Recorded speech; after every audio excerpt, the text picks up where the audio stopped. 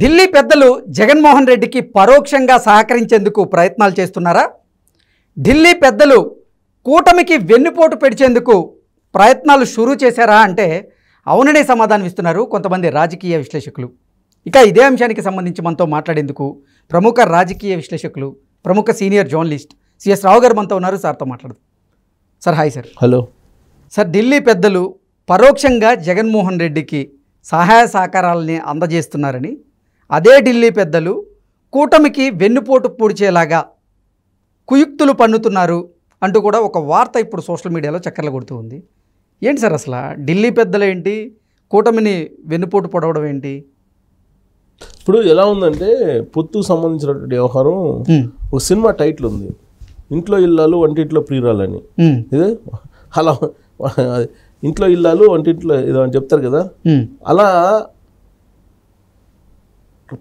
కూటమికి సంబంధించినటువంటి అంశాలను మనం విశ్లేషించుకుంటే, ఇటీవల కాలంలో జరిగినటువంటి పరిణామాలను మనం తీసుకుంటే కనుక కొన్ని అనుమానాలను రేకెత్తిస్తుంది కూటమి మీద, కూటమి యొక్క విశ్వాసం మీద. కూటమి అసలు విశ్వాసంతో ఉందా లేదా, ఈ కూటమిలో లోకలోకలు ఉన్నాయా అనేది మనం కూలంకుషంగా క్లియర్గా అబ్జర్వ్ చేస్తే మనకు అర్థమవుతుంది. నరేంద్ర మోడీ, అమిత్ షా టార్గెట్ ఏంటి? కాంగ్రెస్ ముక్త్ భారత్. అవును, అంతే కదా, వాళ్ళ లక్ష్యం అదే. అలాగే బీజేపీ యొక్క ఎజెండా ఏంటి అంటే ప్రాంతీయ పార్టీలు అనేవి అభివృద్ధి నిరోధకులు అనేటువంటిది ఆలోచన వాళ్ళది. ప్రాంతీయ పార్టీలు ఉండకూడదు. ప్రాంతీయ పార్టీలు ఉన్నందువలన జాతీయతావాదం బలహీనపడుతుంది అనేటువంటి ఒక కాన్సెప్ట్ వాళ్ళకు ఉంది.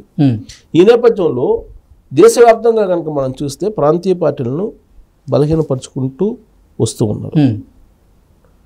ఇప్పుడు మనం ఆ పాలసీని కనుక ఆంధ్రప్రదేశ్కి అన్వయింపజేసుకుంటే ఇష్టం లేనటువంటి పొత్తుని పెట్టుకోవాల్సినటువంటి పరిస్థితి చంద్రబాబు నాయుడికి కల్పించారు. ఇది అందరికీ తెలిసినటువంటి విషయం. చంద్రబాబు నాయుడు రాజమండ్రి సెంట్రల్ జైలుకి వెళ్ళినటువంటి క్రమంలో జరిగినటువంటి రాజకీయ కోణాలను మనం కనుక స్పృశిస్తే, చంద్రబాబు నాయుడు తనంతట తానే బీజేపీ పెద్దల దగ్గరికి వచ్చి మాట్లాడుకునేలా చేశారా లేదా అనేది ఏ తెలుగుదేశం పార్టీ కార్యకర్తను అడిగినా చెప్తారు. ఆ పరిస్థితి ఎందుకు తీసుకొచ్చారు అనంటే, దక్షిణ భారతదేశంలో ఉనికే లేనటువంటి బీజేపీ చంద్రబాబు నాయుడిని ఎన్డీఏ కూటమిలో చేర్చుకుంటే ఎంతో కొంత ఒక రకమైనటువంటి బలం వస్తుంది అనేటువంటి ఉద్దేశంతో ఇండైరెక్ట్గా బలంతో పెట్టారు.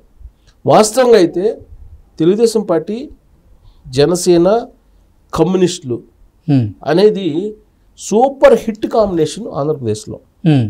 ఇది నేను చెప్పడం కాదు, సర్వేలు చెప్పినటువంటి సారాంశం. ఓకే, దాదాపు 2 నెలల క్రితం చాలా క్లియర్గా సర్వేలు చెప్పింది ఏంటంటే, తెలుగుదేశం పార్టీ, జనసేన కలిసి వెళ్తే అధికారం డ్యామ్ షూర్ వస్తుంది. తెలుగుదేశం పార్టీ, జనసేన, కమ్యూనిస్టులు కలిసి వెళ్తే డబల్ డ్యామ్ షూర్ అధికారంలోకి వస్తారు. తెలుగుదేశం పార్టీ ఒంటరిగా వెళ్ళినా అధికారంలోకి వచ్చేటువంటి అవకాశం ఉంది. తెలుగుదేశం పార్టీ, జనసేన, బీజేపీ కనుక కలిస్తే ఓడిపోయేటువంటి అవకాశం ఉంది అనేది ఆ రోజు ఇచ్చినటువంటి సర్వేల సారాంశం.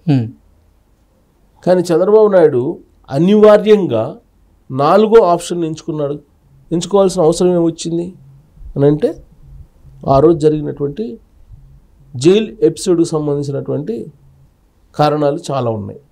సరే, ఇష్టం లేనటువంటి అంశం అయినప్పటికీ కూడా, ఇష్టం లేకపోయినప్పటికీ కూడా రాష్ట్ర ప్రయోజనాలు అనేది దృష్టిలో పెట్టుకొని చంద్రబాబు నాయుడు పొత్తు పెట్టుకున్నారు.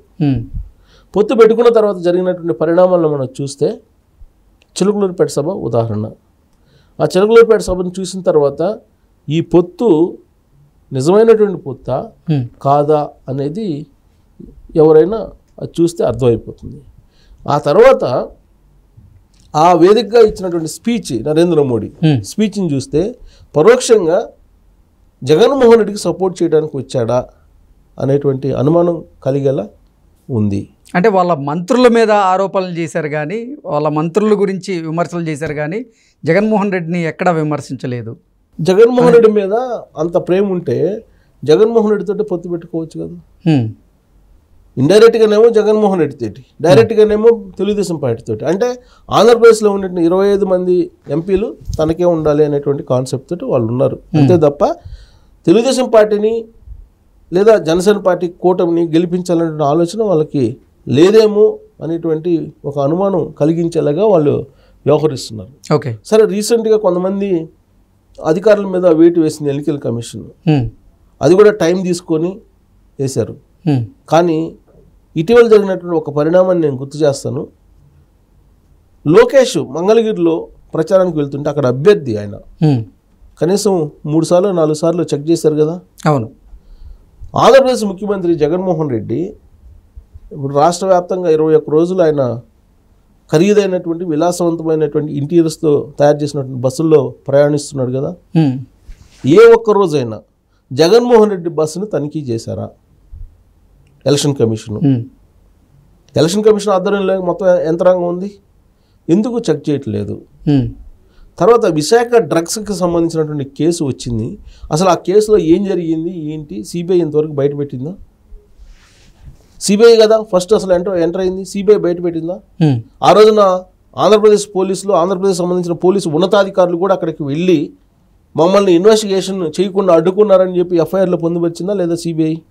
ఇంత జరిగిన తర్వాత కూడా డ్రగ్స్కి సంబంధించిన వ్యవహారాన్ని మీరు స్లో చేశారా లేదా? స్లో ఎందుకు అయింది? అసలు స్లో కావాల్సిన అవసరం ఏముంది? ఆ కేసు ఇప్పటి వరకు ఒక అప్డేట్ అని వచ్చిందా డ్రగ్స్కి సంబంధించి? విశాఖ డ్రగ్స్కి సంబంధించి మొత్తం వైఎస్ఆర్ కాంగ్రెస్ పార్టీ చుట్టూనే తిరిగింది కదా. అది ఇంటర్నేషనల్ మాఫియాలో ఎవరైనా ఉన్నారని అంటే, ప్లస్ డ్రగ్స్కి సంబంధించిన మూలాలు ఏమైనా ఉన్నాయంటే వైఎస్ఆర్ కాంగ్రెస్ పార్టీ సంబంధించిన లీడర్లకే ఉన్నాయని చెప్పేసి హైదరాబాద్లో తేలినటువంటి మూలాలు చెప్తున్నాయి కదా.